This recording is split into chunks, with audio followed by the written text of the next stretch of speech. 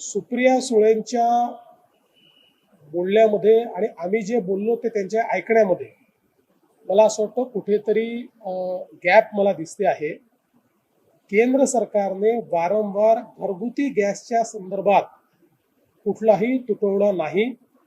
घरगुती गॅस आम्ही सर्वांना उपलब्ध करून देतो आहोत. त्याकरता प्रति दिवशी जेवढे सिलेंडर आपल्याला लागतात ते आमच्याकडे उपलब्ध आहेत हे सांगितलेलं आहे. त्यासोबत कमर्शियल गॅसच्या संदर्भात त्याला आपण सेकंड प्रायोरिटी दिलेली आहे, त्याला फर्स्ट प्रायोरिटी दिलेली नाही आहे. त्या संदर्भातली आपली पोझिशन काय आहे हे केंद्र सरकारने क्लिअर केलंय. जाणीवपूर्वक लोकांच्या मनात संभ्रम तयार करायचा, लोकांना रांगेत उभं करायला लावायचं.